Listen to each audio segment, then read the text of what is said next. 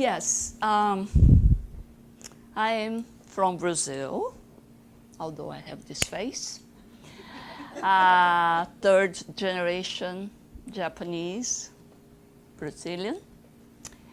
So I hardly speak Japanese, sorry. But I came here to work in the University of Maryland in '82 to do a postdoc training, exchange training from São Paulo University and stay here. Then I went to Rio, work in Rio, Federal University of Rio de Janeiro for another 20 years. So 10 years in São Paulo, 20 years in Rio, 5 years here, but I'm already here for 16 years. So don't count, don't do the math. So I was not, what is interesting, I was not raised Catholic, which the majority of people in the Spiritism, they coming, at least the Brazilians, they're coming from Catholic background. Some from a Protestant evangelical background. But I was raised Buddhist by my grandparents, Japanese, and I knew very little about Christianity, Bible, the stories. The only thing I knew was what was said when there was a big event like Easter, Christmas, Jesus' life a little bit, all the movies. So it could be completely distorted.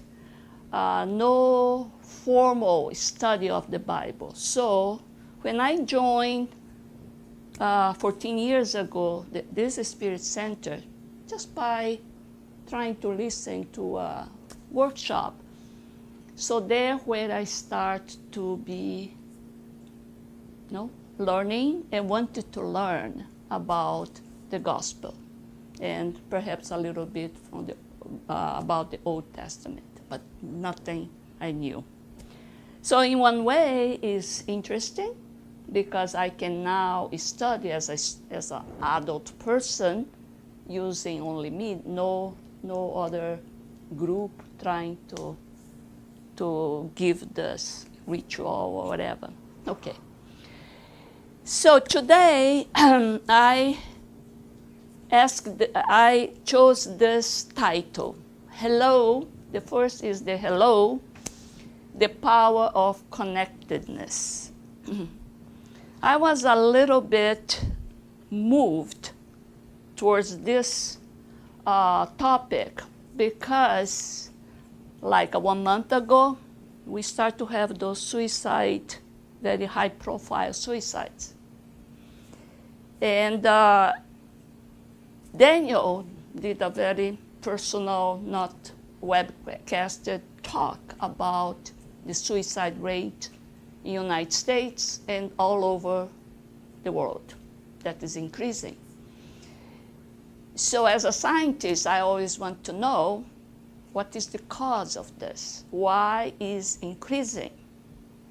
And what a Spirit Center or a group like ours could do to help.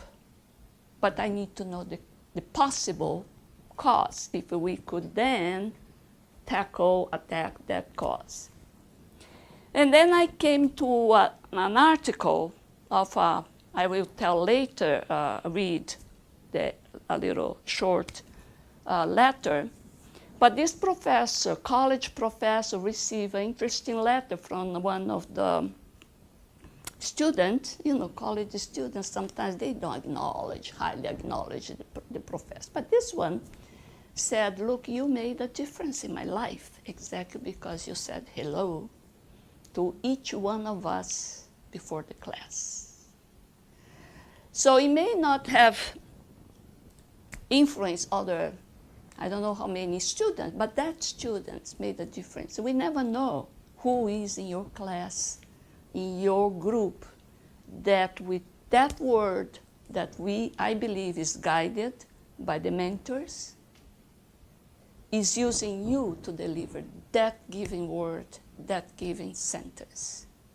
So we are really instruments of the divine superior spirits, because they cannot materialize here. They have to use us, our mouth. So we have to be open to the inspiration and not resist. So that is how I start to search for this theme, for this topic. Where is the... Did I lose already? No. Here, no. Here. Yes. Let me see. This is it. Okay, so what is connectedness? This is a difficult noun for us to pronounce for the Brazilians. So they say it's often used as bonding. As a chemist, we know about bonding, attachment, social integration, social support. So you can use those other names, nouns. But what it is the degree to which an individual or group is socially close. So you say that group is connected. So then they interrelate, they share resources. Sometimes it can be just emotional resource, but can be a real concrete material things too, with other individuals or groups. So then we say that that group is connected. So I said, well, is this connectedness in nature? Or is this a human being, quality or acquisition? So you can see in minerals, we know the Spiritism say that we're coming, evolving from the mineral kingdom. We were once minerals. We learn how we suffer this force of affinity between molecules, atoms, and molecules that form, for instance, a beautiful diamond. A beautiful diamond in a scheme is the atoms are very well geometrically distanced in a spatial diagram, very tight diagram. Otherwise, you don't have a crystal. You have an amorph substance. And water also, when you have a snowflake, when it starts to freeze, depends how you do without shaking, you can have a beautiful crystal like that. And if you put some heat, it melts. If you put more heat, it will evaporate. So in those 3 stages, the freedom would increase with heat, and there is no structure. So evolution favors cooperation and altruism. It seems that for us to evolve, we need to cooperate. We need to be willing to give away our resource, the altruism. Selfishness is anti-evolution. So we ask in the Spirit's book, there is one question this question follows the thought about the animals, that we also pass through the vegetable, the plant kingdom, and then the animal kingdom, and now the human kingdom. They thought, well, the mother, when they have these little babies, they take care until they can stand up and be themselves. And then the mother practically ignores the child. I don't know how you call this when it's animal. But so he asked, if this happens also, why? Happens also to the humans, to the human mother. So it will be natural for a mother once the kid starts to be, able to walk, to eat, to just let it go. It's difficult, isn't it? We all know that. So they said, some persons, is question 774. I'm saying this because the web, sometimes they don't see the image. Some persons have inferred from the abandonment, apparent abandonment of the young of the animals by their parents, that the ties of family among mankind are merely a result of social customs and not a law of nature. What is to be thought about this inference?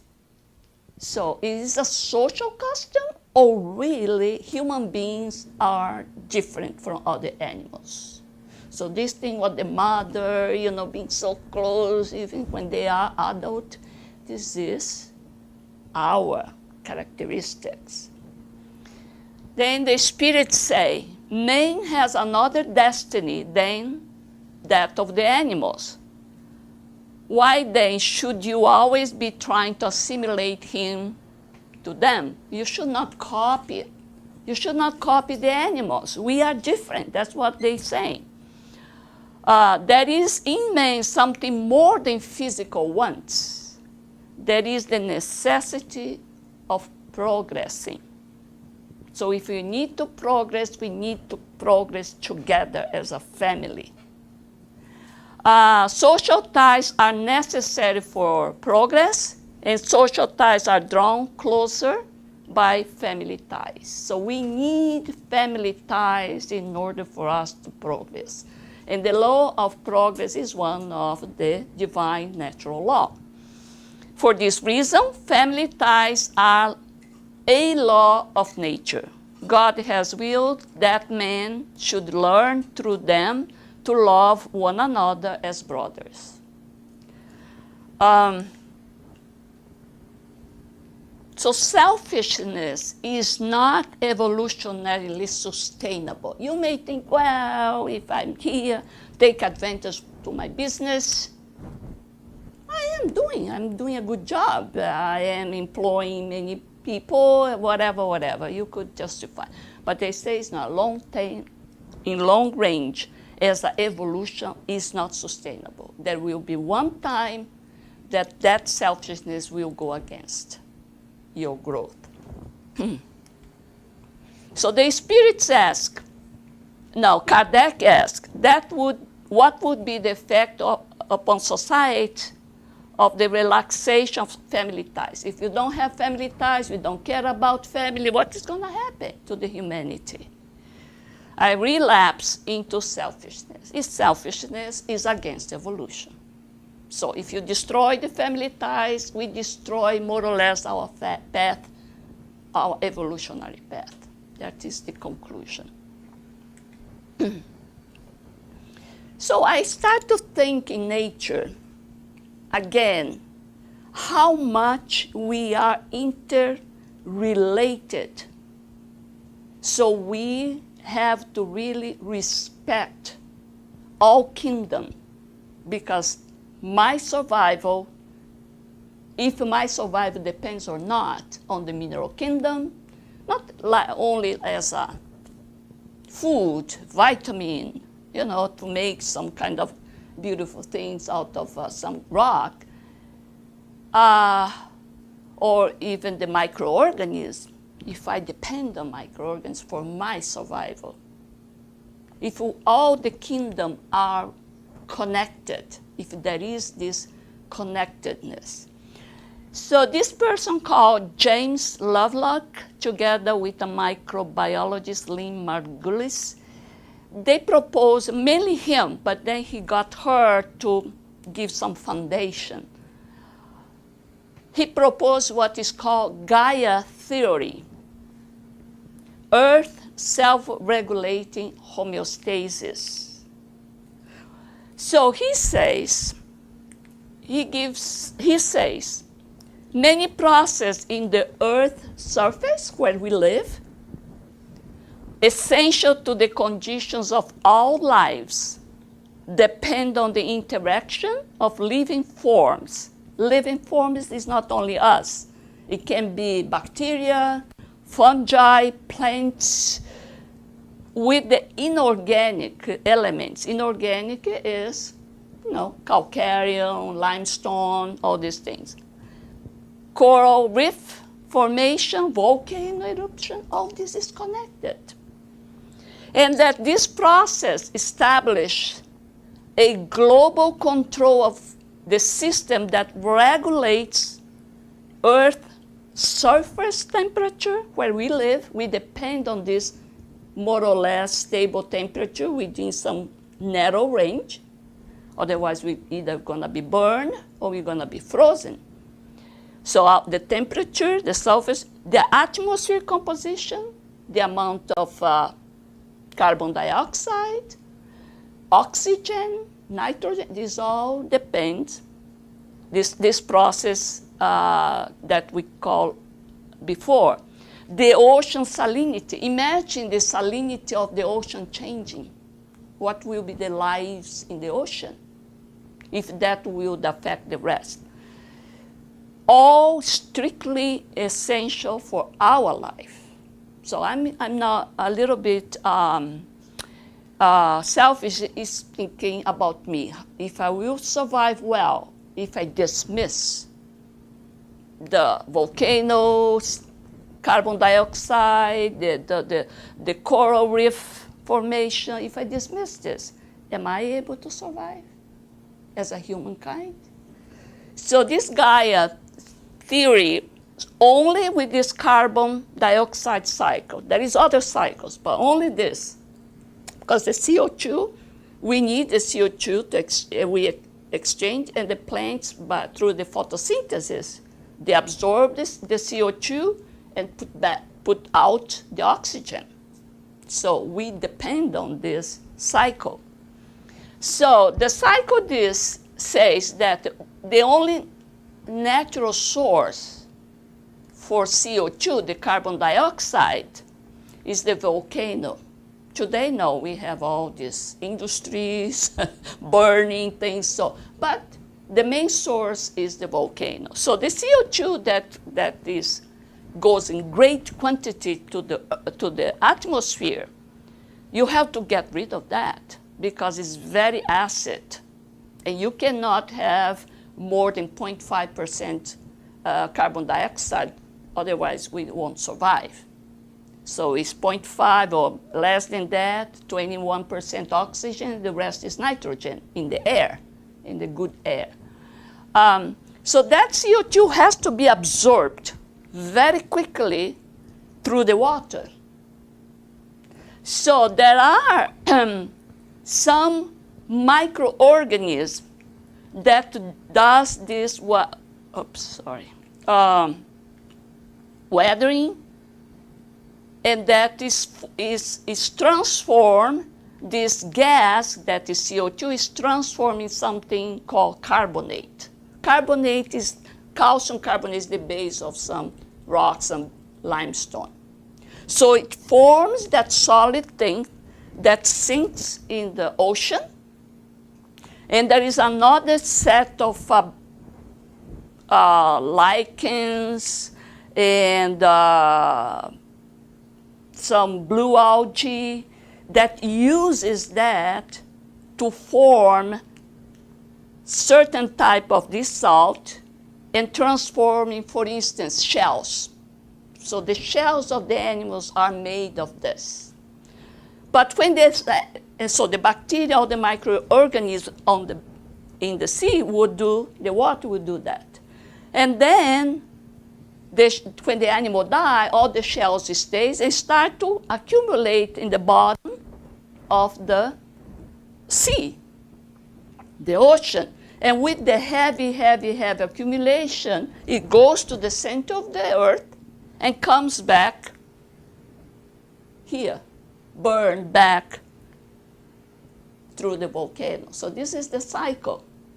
So our life that depends on the strict level of CO2, and CO2 will dictate how much oxygen we have, because when you start to have higher CO2, the plants start to grow in order to use their CO2 and put it out oxygen for us. So we depend, our life in the planet Earth depends on this inorganic thing, the volcano erupting. It depends on the various types of microorganisms, you know, in order for us, and rocks, in order for us to have the life here in planet Earth. It's interesting, isn't it, that we all depend on that.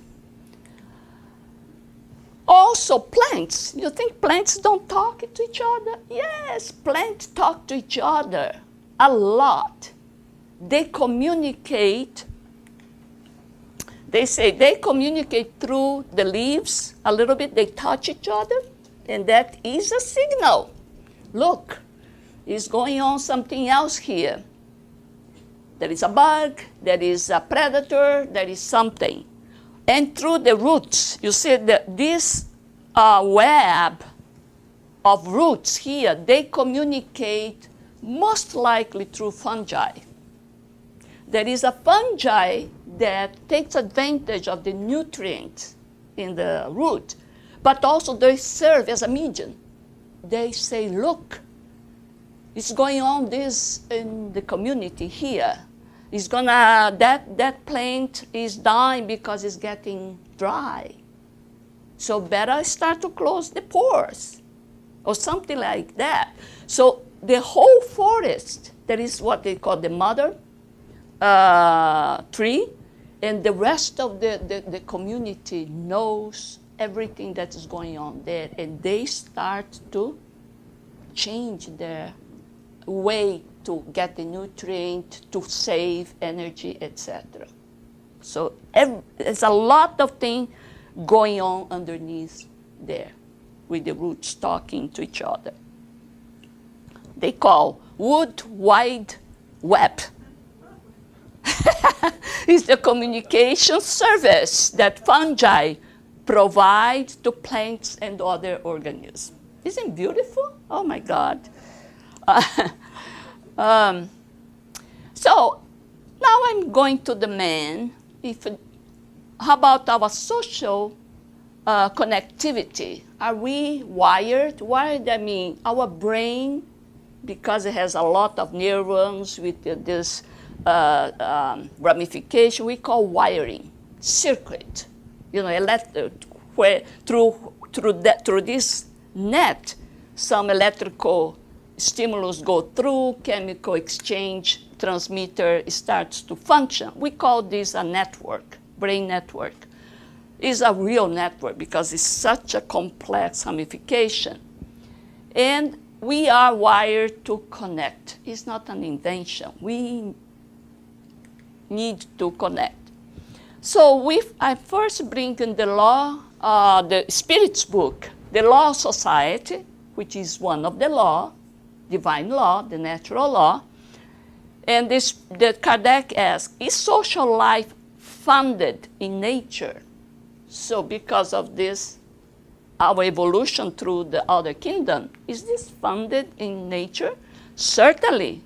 God has made man for living in society. It is not without a purpose that God has given to man the faculty of speech and other faculties necessary to the life of relation. Well, if the plants have ways to communicate, touching the leaves or communicate underneath the soil with the roots, why not us? So why have the capability to speak if I don't have anybody around me, if I'm isolated? If I start to speak by myself, they're gonna think I'm crazy. So you shouldn't need anything like this, touch, whatever, if it is not to communicate. So we communicate a lot through our senses. This professor called Matthew Lieberman is a professor and social cognitive neuroscience lab director in UCLA. He wrote this book called Why Our Brains Are Wired to Connect. Why? Is there a reason? He says, it has been baked into our operating system, it's a modern language, operating system, for 250 millions of years of evolution. If we think about mineral like I showed you, it's much earlier than that. We start to connect. Our identities are formed by values lent to us from the groups we call our own. My group, my family, my colleague, my church. Evolutionarily, our brains grew larger. We are the ones that have a larger brain compared to the rest of the body. When we needed to be social, sharing, cooperating groups in order to survive, making us the most successful species in Earth. So we did not grow our brain because our old ancestors learned how to make instruments, some tools. No, we did not grow our brain for that. That's too little to make the neurons to spread, to sprout, or to grow. No, it's when we needed to have relationships. That's a very difficult task. When we need to socialize, it required so much complexity of neurochemicals, of electrical stimulus. Different areas have to be developed in order for me to be successful in relating to you as a friend, to you as a mother, to other one as a lover, to other one as a co-worker. Learn to have patience, to have tolerance. Oh, yes, to have joy, etc., etc. So this is complex task. So human being had to slowly, of course, develop all extra connectivity.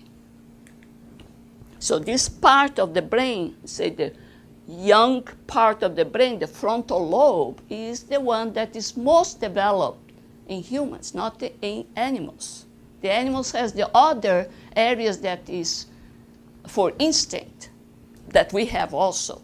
But that part that we have bigger is where we have the moral part. We have this compassion, those high sentiments, responsibility for others, altruism. This all come here in this part of the neuron, of the brain. The prefrontal, the frontal cortex. It may also explain his joke, our need to interact through social media. We need to interact to iPhone, or even gossip. And why people are interested in watching others' social interaction on soap operas, reality TV. Aren't we all almost obsessed to follow this thing? Imagine the soap opera in Brazil. Oh, we follow those drama that unfolds, and we almost want to kill also one of the characters. We cry because that person, is suffering, is dumb or whatever, abused. So we get really involved in this. So his thinking is part of the evolution. This thing of need to connect to others, need to be empathetic, to putting ourselves in the place of those people and suffer and cry together is part of the evolution. The importance of social connection is so strong, Lieberman writes, that when we are rejected or experience other social pain, our brains actually hurt. I told you in the last, my talk, it hurts in the same way they do when we feel physical pain. That's why when we take some analgesic like Tylenol or Advil, it gets better. Actually, our sense of rejection is pain, is real pain. The other things that is so clear among us and among birds, animals, and I'm sure even plants and minerals, is this: the nature oscillates, everything oscillates.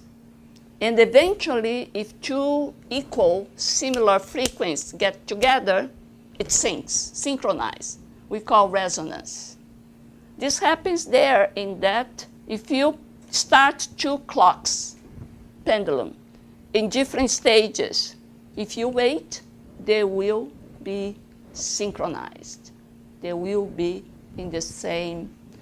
It happens to the metronome, the music metronomes too. You start 3, 4, then in different times. If they are set for same frequency, you wait a little bit, tick, tick, tick, suddenly all of them will be syncing, same time. So our heart, brain, thoughts. Well, in human nature, we have a lot of many examples. You have many women, teenager, they start to have a period, for instance, at the same time. They synchronize biologically. The hormones synchronize there.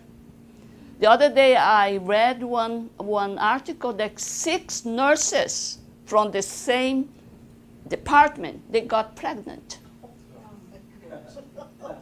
6. So the work there, they said, what we're gonna do? You know? And we have many situations like this, sisters, sister-in-law, whatever, that are together, they get, you know.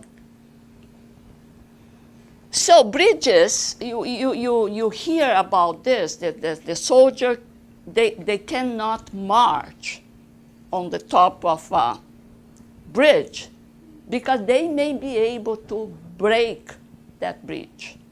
So they have to change the pace in order to not to synchronize. And that was a famous bridge that the wind, that's why they closed our Chesapeake Bay Bridge when it started to wind, because suddenly the wind that is not per se so big, if they synchronize, they can amplify this oscillation and put down. That's what happened to that bridge. That bridge, people were there walking, suddenly start to move, and broke. Soldiers, not that they train to synchronize. No, if they wait, they will synchronize. So on the top of bridge, they say not to synchronize. One of them change. People, if you see suddenly, people are doing the same pace, you know. So interpersonal synchronization, it happens. If you together, suddenly you are doing the same thing as the other person. The same intonation, same thing. It is unbelievable. So like, you know, if you start to clap, also you clap in the same time, you know. So like the two pendulum clocks, that sync, it is normal the tendency of humans to fall into rhythm with one another. From their gesture, yeah, we want this, everyone want to do this, you know. Clap, foot tap, down to the heart rate. We can synchronize heart rate. So I saw one paper, it's just a figure that now they have developed some magnetic resonance imaging, you know, those tubes, in order to be able to put two people and see if they synchronize, and then they have the image of the brain waves to see if this is true, if they could synchronize to each other, if they be together is easier. Or two people talking here with blinded, but they will synchronize the waves just being together. And they have also here, I don't know if you can see here, but there is a baby here and the mother here, and each one sees the other's image. Like the baby sees the mother talking to him, and the mother sees the image of the baby. And see how the MRI image will do if there is a synchronization. And we all know mothers and babies synchronize. That's how they learn language. Another property of the brain is what is called entrainment. We can also synchronize based on certain stimulus, periodic stimulus, like sound, vibration, light, and take that person to certain state of mind, brain state. We know this with hypnosis is based on this, you know, they put the pendulum there and we sync, you know, we sleep.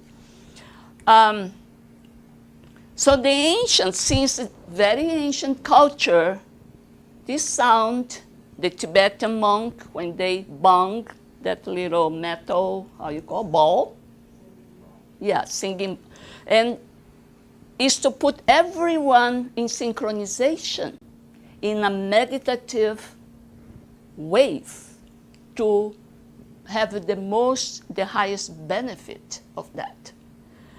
And also this tribe, also they have this drum, so they start to chant, dance, in order to put everyone in a mood, in something very, you know, it can happen like you go out of body experience, you know, you have some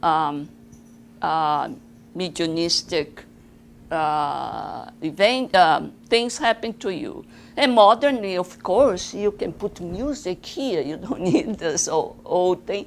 And it's enriched a state of meditation, almost out of body experience. And here's just an example. They were measuring if it is true, and so the image shows that with one of these stimulus, you know, if two people would, if the brain will synchronize, and this is before, and then 15 minutes of meditation, and they say both brain hemispheres allowing them to work in synchronization. So the communication of thoughts, the response multiply. You go to a very state of high consciousness when it's synchronized. In 25 minutes, the brain looks like that. So it's the state where you have the most optimizing way to have this mental, emotional experience. Possible application of this, we have this capacity, it's only a question of using. So meditation, mindfulness, so you use this because we have this capability. Induce relaxation, sleep, dreams, reach a state of trance. How many, you know, Indian culture, African culture, you have this trance state. Improve cognition, oh my God, creativity. Stress reduction, improve mood behavior disorder, and relief in headache, migraine, other pains. So it is a way. We have our capability. Our brain has all this capability. We have only to stimulate, to practice, to put in action what we already have the basis for that. The brain and brainwave entrainment. So, human development to healing, this interpersonal synchronization. It's interesting that we all know, but we didn't have a big proof. A couple sitting face to face without talking, just staring to each other for 15 minutes is enough to get their levels of skin conductance to sync up. The skin conductance is a way to measure the activity of your body. It's like a lie detection, etc. So you know how is your mood by measuring the sweat in the skin. 3 times more. So if you stay in front, doesn't need to talk, we're gonna sync. 3 more times the higher frequency. If I am back to you, I'm not syncing if I put my back to you. But if I look at you, I'm syncing. I'm changing. We are in the same wavelength. Not only the same wave, but synchronizing. And that, if we do our prayer, meditation, we'll go much further because it's much bigger wave. Couple synced physiologically to some degree just sitting together. When an empathetic partner holds the hand of a woman in pain, for instance, during the labor, Daniel, I don't know if you hold the hand of Kirsten. Yes. Their heart and respiratory sync. Their respiratory syncs and their pain dissipates. So if you didn't do that, it's your responsibility. So, but when he couldn't touch her, they said, no, you cannot touch her. It was an experience, of course. That synchronization was severed. They measured that. When he again was allowed to hold her hands, so during the labor, their rates fell into synchronization and her pain decreased. So when a mother touched the baby, it's not invention. They're not fooling the baby. No, it's true. It's true. You're removing part of that pain to you, and because you bigger, you won't even sense the pain. When people come together to move in time with music now, so you sync with the music, not only their motor output becomes synchronized, but also their emotional experience, such as trust, cohesion, become more homogeneous. So if a couple is with the same music, walking, they will be more cohesive. And they can really soothe themselves, be more quiet, more in peace. Movement synchronization, as well as just listening to music, appears to involve endogenous opioid that we talked last, which is a natural painkiller. Oxytocin we're going to talk about, and vasopressin. It's all involved in this, making us, it gives us the bonding, but also gives the relief, because also release those natural painkiller. This unconscious shared rhythm brings individuals close to each other, not only unconscious. That's why we say we are wired to be connected. We don't need to think, I need to connect because then I have some advantage. No, we don't need to. Not only it coordinates performance, like, marching the same pace, but it generates empathy. Indeed, mother-infant rhythm coupling through the imitation of movement supports social and cognitive development, such as language acquisition and other learning. So it's important for the mothers to talk and then look at and synchronize, and the baby will catch much faster all the learning. So this is just for us to try to revisit, because I said this last time when we talked about happiness. But oxytocin is the called love and bliss hormone. They thought only happened in mothers when they are pregnant, when they are going to labor, when they are nursing, or to lovers. But they're discovering, no, it happened to other people in every situation. So it nurtures intimacy and bonding. It is a hug hormone, cuddle chemical, moral molecule. We become moral when we have oxytocin, compassionate. It is unique to mammals and naturally occurring during childbirth to stimulate uterine contractions. That's what they thought 50 years ago. Role in love, reproduction, and fidelity. While you are faithful, you have more levels of oxytocin. When it goes down, you better watch out your partner. It gives us relaxation, confidence, and psychological stability. Because we're going to see later, it will release serotonin, dopamine. It strengthens positive personality traits, such as warmth, trust, altruism, openness, generosity. Oh, how good, because it's a bonding molecule. It makes people feel more extroverted and sociable. It is. We are built with these chemicals. The only thing we have to keep stimulating. Yes. So, when we have oxytocin release, we also release serotonin, which is the molecule, the confidence molecules, that maintains a good mood balance.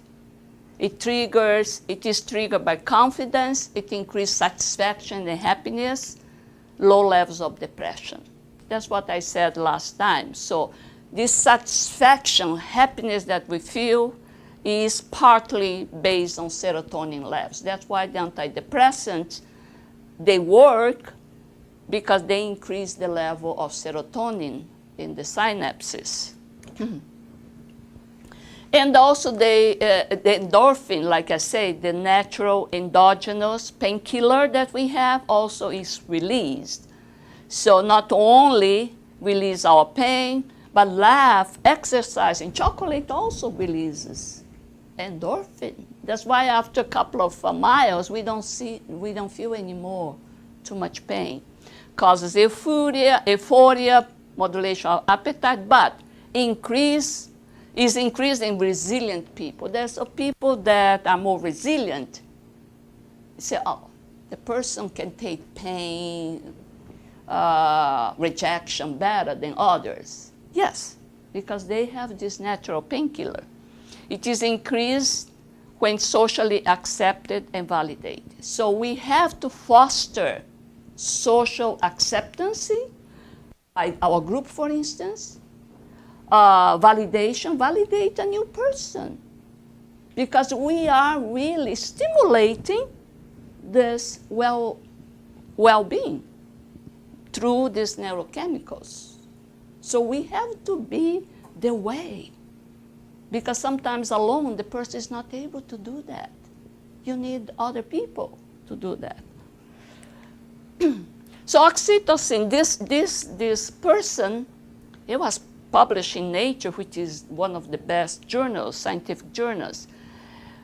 The love hormone drives human urge for social connection. So this guy is proving it's not only related to motherhood, to lovers, or to during the labor. No. It is also driving us to connect socially. When I have this urge to be with people in order to be happy, it's that hormone that is doing that. So I did a little scheme here that the oxytocin, when released by this acceptance, good situation, not only mother-child bonding, sexual attachment, social connectivity.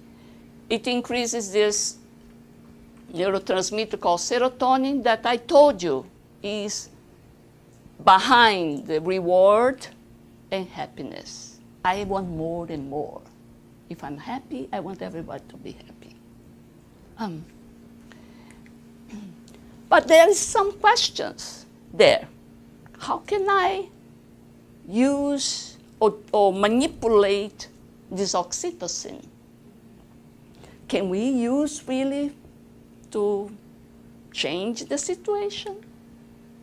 So they ask if social isolation had to do with that. That is the first question to say.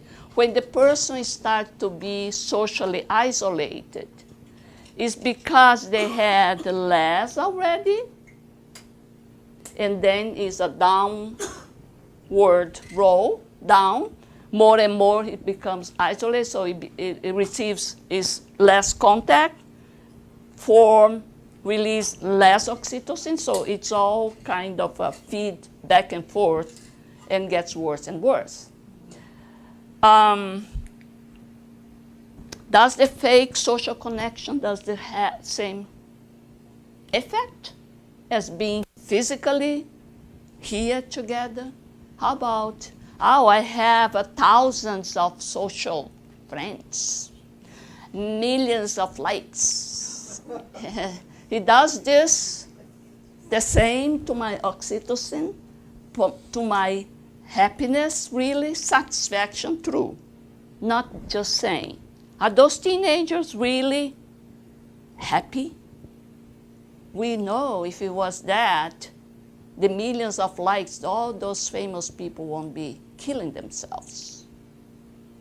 Isn't it? It thinks to, there is no big work done with that, of course, because it's too new to us. But it's something to think, because we have the basis, we know social connectivity raises oxytocin. But if it's fake, you know. And autism, it's different, a spectrum of autism that are those disorders that apparently the kid doesn't connect to the person, doesn't look at the person, seems completely unaware, it doesn't look for the connection. Is this somehow also can be fixed, can be ameliorated by this hormone or not? So those are questions that the science is trying to think about. And about connectedness and health. Of course, I want to see if I'm being here together with you, so happy, if I'm going to be living better, my health would be better, my immune system will be better, I will get less cold, my cancer probability will be lower and lower, you know. These are all the questions. If I'm going to be getting old in a slower pace, you know, you know, something like that. We want to, right? We want to.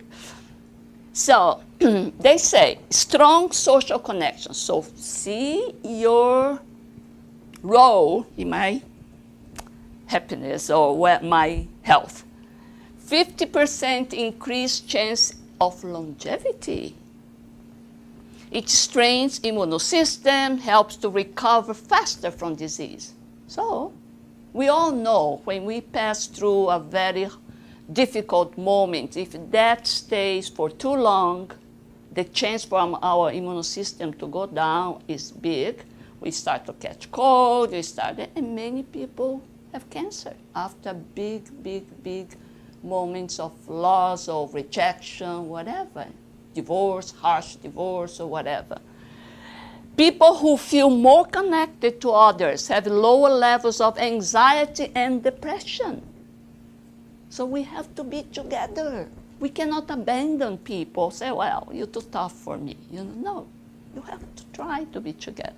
They also have higher self-esteem, greater empathy for others, are more trusting and cooperative, and as a consequence, others are more open to trusting and cooperating with them. So it's both ways. If I am doing well with you guys, you also are more willing to deal with me. Yeah. Isn't natural? We're not so dumb. We like to be in a nice connection.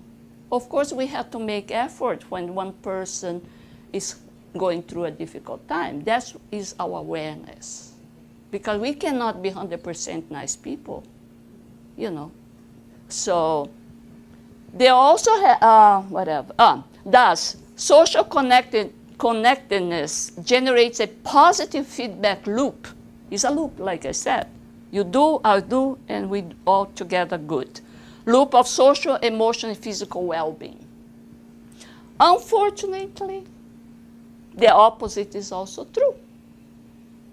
Low levels of connectedness are associated with declines in physical, psychological health, as well as a higher likelihood for antisocial behavior that leads to further isolation. So more you get isolated, worse it's going to be. So in some point, has to come some help. Has to come to break the cycle, because it is a vicious cycle. One feeding more and more and more and put it down, the person. So that sent me to this suicide business that I start from the beginning. September, yellow September, I don't know how you call, is the month of suicide awareness. People are already getting there, that they have even a month of September to try to raise everywhere the awareness of this higher increased suicide rate in all ages. In Japan, sometimes it's young children, 8 years old, 9 years old, year that they're going to school. And if they are rejected for some reason, they don't know how to deal with it. And of course, teenagers, young men, old people, because life is difficult, nobody likes anymore, nobody takes me more seriously, nobody needs me. All this sense of not to be needed is very dangerous. So that Daniel showed this view of the increase in the suicide rates from 1999 to 2016 was an increase in certain regions, 53%. The only place that did not decrease was Nevada. Nevada? No. Yeah, it was Nevada where you have the. Oh, yes. So, or you have the gambling. Anyway, I don't know what is influenced, but anyway, they found that in certain areas, like in Indian communities, that increased a lot. And that I heard, I don't know if it's the only factor, but is this sudden loss of belongingness. Because that tribe has a very strict rituals and customs culture. But if the kid get out from there to study outside, when they're not accepted outside because they are different, and when they try to come back, the people that stay in the village or whatever doesn't see him anymore as equal. He lost. So he stay in the middle of the way, lost. Not here, not there. It's like the baseball game, when you stay between two bases, you don't know where to go. You will be caught, yeah. But anyway, so these places are, and among men and women increase. Of course, more men are more successful to got a successful death, suicide, because they use much stronger, definite ways to kill. But women's also are increased. But what I want to do is this. Risks and protective factors. So family, school, community. We all know about these risk factors, you know.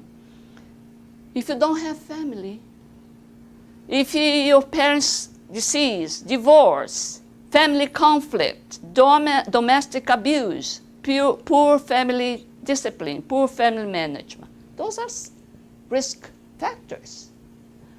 Protection, protective factors will be secure family attachment, opportunity for positive involvement in family, easy to say, of course, safe family relationships, fair discipline practice. School, academic failure, learning disability, poor commitment to schooling, inadequate, inappropriate educational provision, so it's in a school that is not good, etc., as gangs.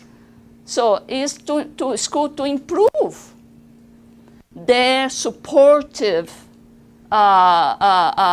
role to this schooling, to the students, to make better the environment, to be more welcoming, to include more students, especially the different ones, especially the ones that are coming for the first time. This is very important. And community, see if the place is, there is no organization, there is discrimination, poverty, etc. And there we go, if we build a strong community that is prepared to welcome, to accept people, right? Positive role models is very important. We hear a lot that someone saved my life because just was there in that crucial moment. This person made in this journal this paper saying, what are the main problems related to this interpersonal relationship that would be taking the person for ideation of suicide, just thinking about suicide, I want to commit, and to really commit a suicide.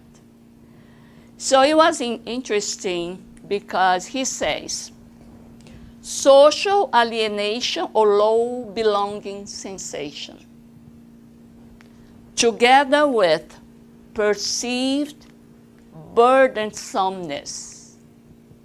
So if I think I don't belong to that group, that group is not accepting me well, it may be because I am like this, I am like that.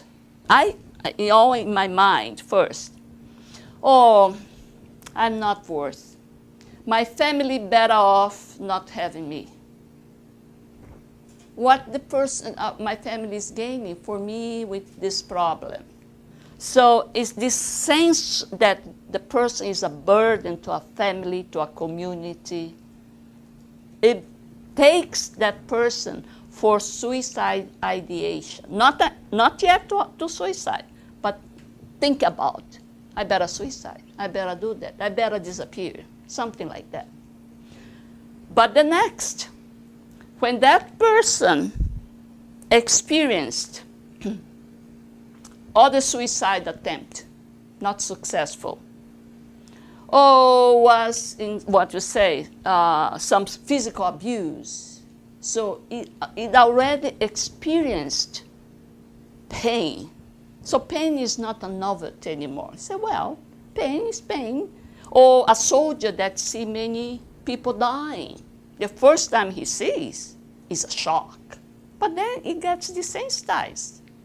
So it's not any longer something not doable to die. He's dying in front of me. So that becomes dangerous. That's what the person says in this paper.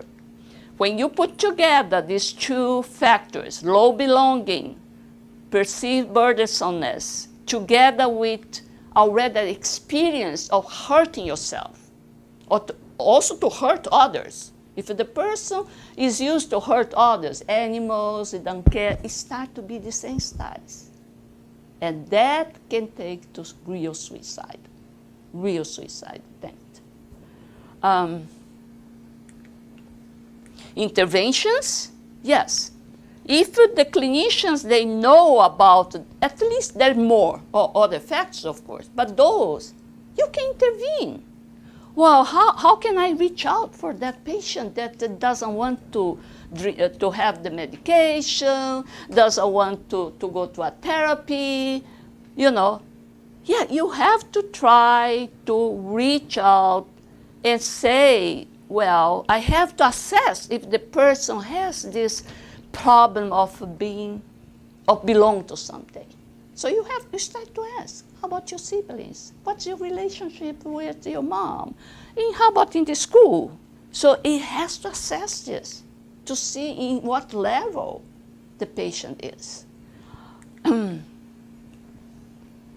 And they do things like they say outreach intervention. You try to sell to give send mailing letters, say we want you really to come, etc., etc. We wish we could be together in the hospital, etc. So you're trying to, and encourage suicide patients to engage in activities like foster social connection, as well as activity that involves helping others. That we have to do it. Because by feeling useful, needy, you are doing this, decreasing this problem, which is the long. You're increasing the sense of belonging to that community that now needs him or needs her. And then he's going to sense that, oh, I am very helpful. I'm not a burden anymore. It starts to tackle these two things here, you know, which is the main factor for the ideation. The CDC also gets some strategic direction to prevent. In this facility in Texas, where? Tennessee, they said that when they say gatekeepers had good relationship with the people inside, they could get more accurate situation of that youth. So they have to connect. They cannot get the information by just putting a questionnaire there. You have to have a social connection with this coach, teachers, social worker, in order to see, for the youth to know, oh, I am cared. This person cares about me. Strong positive relationship with others can be protective and prevent against suicide thought. It's a protection to have social connection. Connectedness between individuals can lead to increased frequency of social contact, lower levels of social isolation and loneliness, and increased number of positive relationships. Don't we have instances of positive relationships here? Little dinner that we have outside is not trivial. It's not. It may change completely. I say the bucket, neurochemical bucket, and get to a better level, better quality. You know, instead of having cortisol, all these stress hormones, low oxytocin, it will start to boost those happy molecules. So we have to take advantage of the social group. Don't feel shame. Positive attachment between youth, their family, and organizations in their community are important and can increase youth feelings of belonging strengthen their sense of identity and personal worth. They feel their worth, and provide access to larger source of support. Connectedness among community organizations, social institutions, I put it there, was not there. Spirit Center can help better ensure that services are delivered and promote the client's sense of well-being. So it's our duty to increase the well-being of the people that arrive here. So welcoming, sorry, it's getting late. Welcoming to the Spirit Center. This is so important. And we have in Brazil, because we have so big Spirit Center with 80, 100, 200 people. Sometimes we miss the person. We say, did I see you before? You don't know. So if you don't have a person there to welcome, the person may feel rejected. Say, well, I went to that Spirit and they didn't say hi. It's possible because they didn't remember. So Chico, which is our model, more closer model for that, he won't even talk much.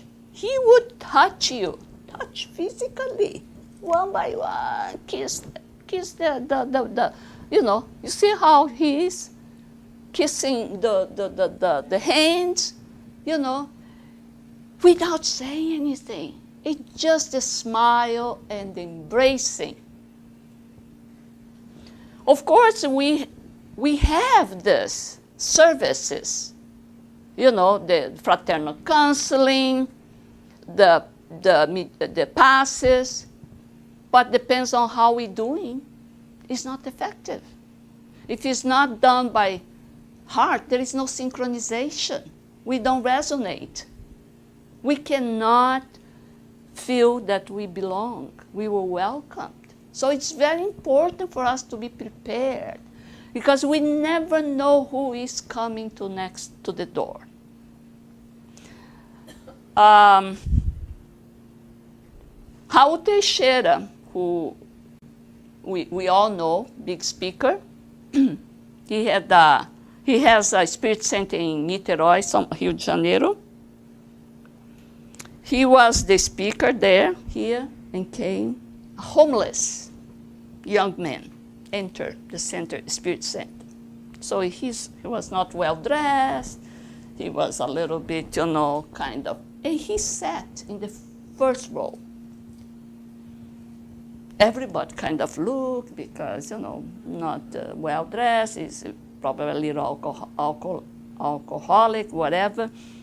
But came the Spirit. An old woman came, went to Raul, and said, please take care of my son. Today, after many, many prayers, I was able to make him enter here.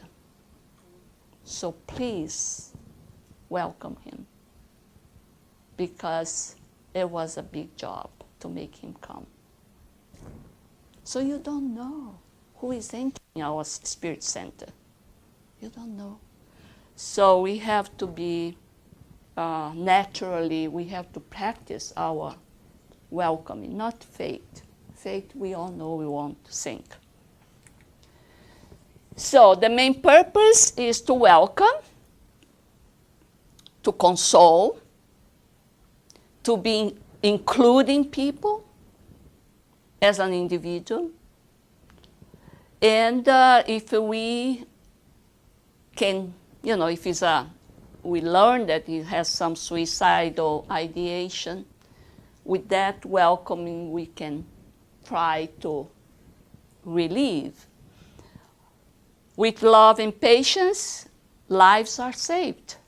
Positive energy can be expanded and shared with siblings, because everybody suffers when you have one that has the suicidal ideation, right? Prayers are the best messengers of spirituality, and then the force of thought will reach those who really need it, including those who already fell into suicide. So in the spiritual world. Last, it comes the basis to teach the basis of Spiritism. We don't start with that. They say, once the person arrives and then comes for many days and you see, and the person says, I want to learn about Spiritism, and then you will forward. But you cannot start with that. The first start is the welcome, is the hug. Like Chico used to say, you don't have words, don't say. It's like the mothers that went to Chico to say, she crying, I lost my baby, I lost my kid. And what Chico did, hugged and cried together. And we think that won't work. You're gonna make her cry more. No, it consoles. And the mother said that was the best consolation. It's not doing the opposite. You're feeling, no, do the opposite. You're feeling sad. No, you should be, joyful. No. You're right to be like this. Cry together. Embrace and cry. That is the same, similar, healing is similar in homeopathy, right? So what to do in our daily life? Say good morning when we want, every morning. If you want to be happy, be it. Leon Tolstoy. Yes, we have to seek for happiness. This is a training. You have to train to be happy. If you are in that traffic jam, don't be upset with the neighbor, with the other, blame everybody. Oh my God, your stress level hormones goes up and then you want to kill everyone. No, just sing like those two, do a karaoke, practice. Yeah, everybody's gonna see. One day I was in the crowd singing and dancing, and the other one looked at me, say, are you? But then start smile. This boy, there was a beautiful video. He decided, you saw this? He decided to say hi to each one in the kindergarten. And eventually one came and hugged him. It was going, but let me hug. So it starts to make a difference. Every little work, smile, be happy to do that. It's contagious. You walk into your office, going cheerfully like that, Chris. Yes, smiling like this to everyone, please.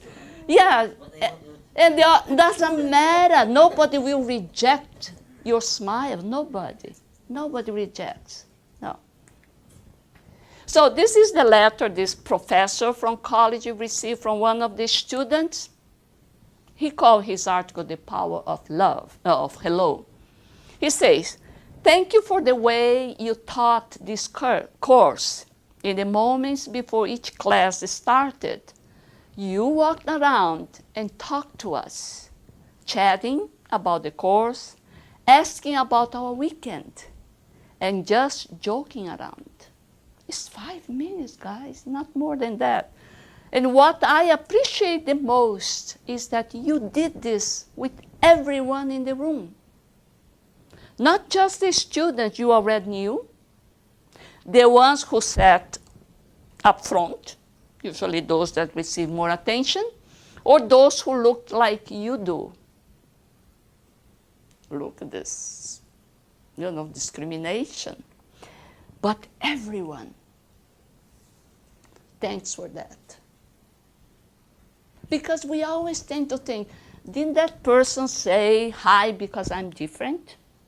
Because I'm a Japanese looking? We start to put worms in our head, like we say in Brazil, minhoca na cabeça. So we put it. Of course, the person is not even thinking about, but it's our problem.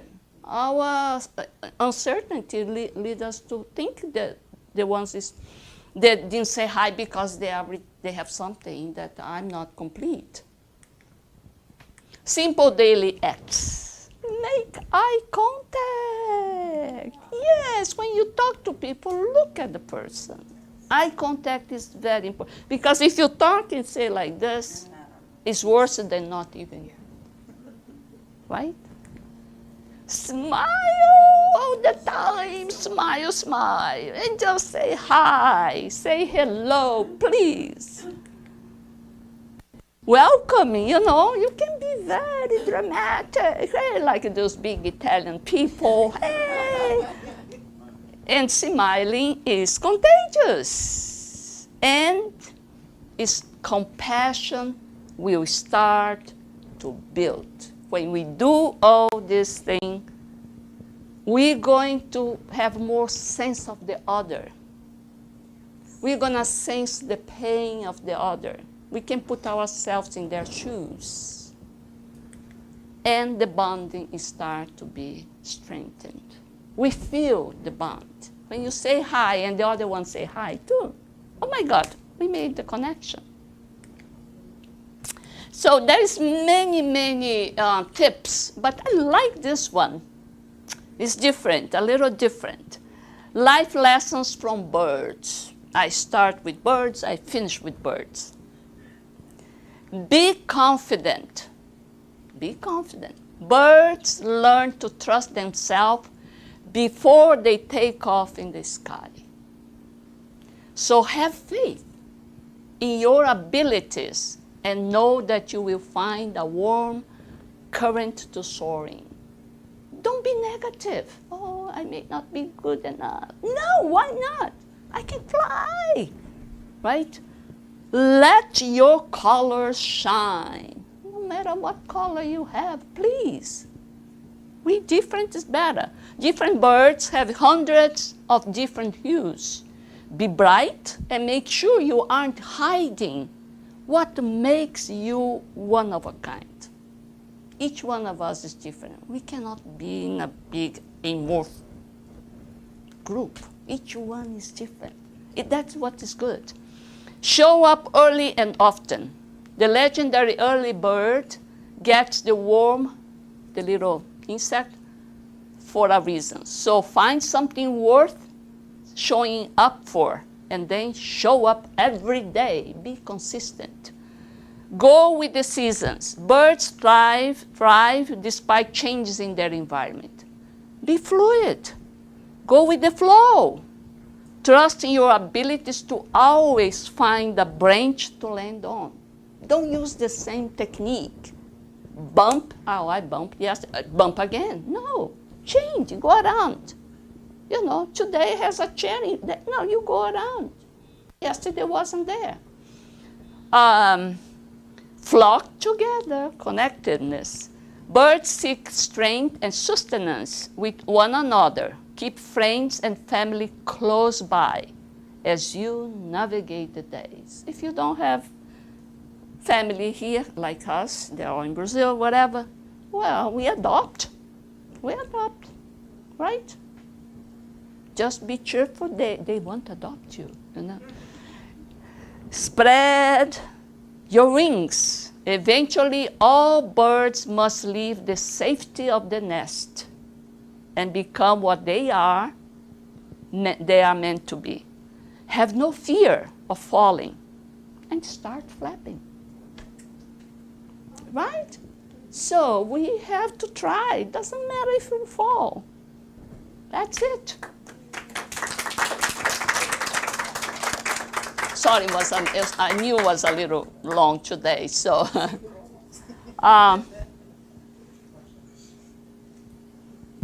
Thank you, Yasco, for connecting our minds, our hearts, and we are all in sync with this joyful expression. We have a few minutes for questions or comments, and she's the one giving the talk, so she can make a comment about her talk. Ask me the question, right? Yeah. No. Okay. Someone from the web. No, it's from me. No, I just wanted to. When you mention about synchronization, that we try. Sometimes the synchronization can go to both way. So my question to you is like, okay, we are connected to different people every day, to different situations every day. How? And sometimes we are the one that induce the synchronization, or we follow other people synchronization. So how can we be in control with the good experience? Because we can synchronize for good, or we can synchronize for bad. Exactly. That is the problem with the synchronization. Depends in what level you're starting, what's your frequency, and who you are seeking for. What group you're seeking? In what group you are being more longer, not even comfortable, because you can feel comfortable in a bad, what others feel is bad. But just to put in mind, we can synchronize at low level, at low frequency. So if I am in a very sad mood, if I stay now a little longer enough to talk, to chat with person that is also negative or is normally negative, you are passing through this very short event. Now, like we lost someone, but if you prefer to get together a person that has low esteem, negative, you're gonna sink in this sadness more and more. That's why when we lose, we have this event of losing someone, we say losing. We should look for support that would be sympathetic, of course, but would put you up, will console. So that person is in a different level. The person that comes to console you, to support you, has a higher level of frequency. So the person can put you up.